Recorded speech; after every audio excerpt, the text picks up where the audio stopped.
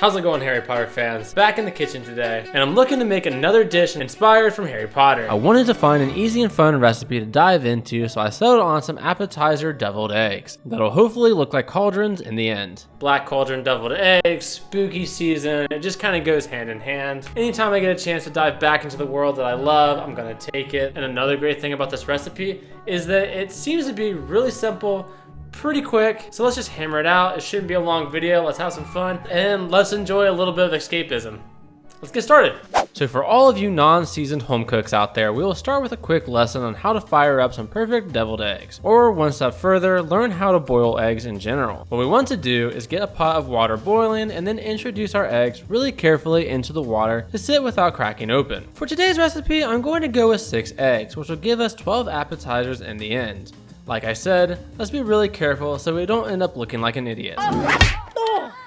Once the eggs have been introduced to the water, we want to make sure that the pot returns to a boil because my process for boiling eggs comes down to a pretty consistent time frame and method. I'm going to boil the eggs for about 8 minutes and then I'm going to transfer them quickly into an ice bath to stop the cooking and to make it easier to peel the eggshells. While we are boiling the eggs, I might as well let you know that if you follow this method, 6 minutes will give you perfect soft boiled eggs for ramen and other things pretty much every time. Back to our eggs though, once the timer hits 8 minutes, the eggs should be pretty sturdy and almost completely hard boiled, but to the point where they aren't dried out. I'll show you what I'm talking about once I slice them open here in a bit. These are looking great, by the way, no spillage, so now we need to be patient and let a few minutes go by before peeling.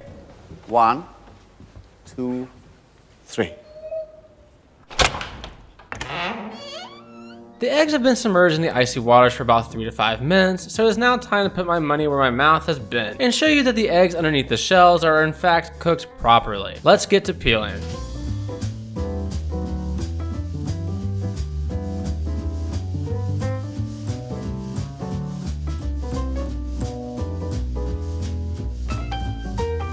Easy enough, so with our knife in hand, let's see what we're working with. Alright friends, as you can see, the yolk is 95% solid, but with enough yolky goodness left to retain that delicious flavor. It makes a difference in the end, trust me.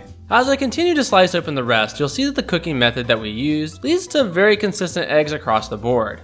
I'm also going to slice off the tips of the eggs very carefully so that I can give the eggs a nice flat surface to sit upon. It just makes the presentation look a little bit better and it's easier to manage. So now I'm going to start removing the egg yolks from the whites from all 12 of our slices. They should come out very easily with a spoon. We will then be adding our yolks into our filling later on, so make sure to keep them in an airtight container. Don't get stressed out trying to follow this recipe or the steps, it's really low stakes. If for some reason you end up breaking an egg or one falls apart on you, you can quickly do it again, with a singular egg or two. That's one of the best parts about deviled eggs. They are very hard to mess up entirely to the point where they aren't at least still delicious. Also, did you notice that all the eggs are sitting up properly? The bottom slicing thing panned out. It's all panning out. It makes me feel all giddy inside. I just love it. One person couldn't feel all that.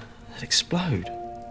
Just because you've got the emotional range of a teaspoon. So how are we going to turn these eggs black? Well, great question. Let me show you. Let's get some rice vinegar down into a large bowl to start with our wizard's brew. Follow that by even more water. The vinegar is going to help our dye adhere to our eggs, while we also need enough liquid for the eggs to actually be submerged. I bought this high quality black dye off Amazon. All measurements and important stuff will be down in the description. But with just a couple of drops, just look how cool and eerie this looks. It kind of looks like that nasty Horcrux water that Dumbledore had to chuck.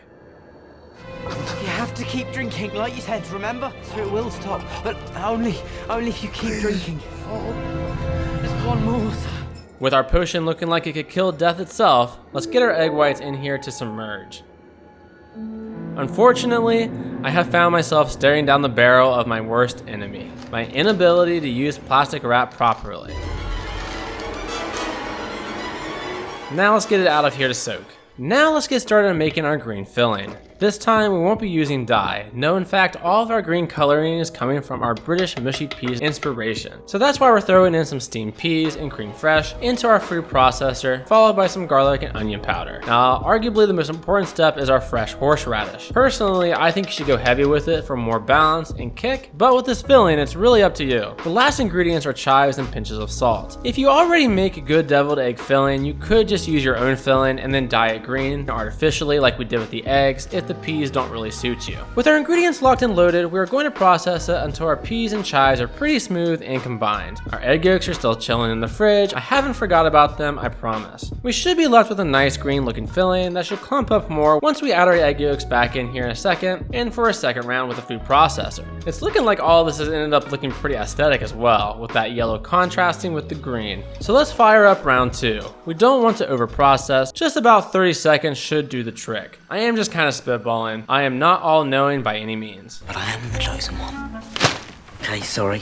Our eggs are dyed, our filling has been created, so now we need to let our eggs loose on the world. And by that I mean get them out onto some paper towels and a wire rack to dry so that we can admire our work. The dye did a great job of turning all of our egg whites into a nice deep and rich black with only a few imperfections here and there. And even the imperfections look pretty cool. They've kind of developed a nice green hue. They're looking good, so let's let them rest and dry.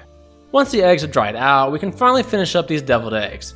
This is always my favorite part in making dishes like this. You know, actually plating up the presentation, making everything look good with garnish and plating, the whole shebang. I also love chives, so naturally I'm finishing these beautiful round appetizers with a sprinkle on top, with some large toothpicks at the end to look like ladles. And just like that, they're finished.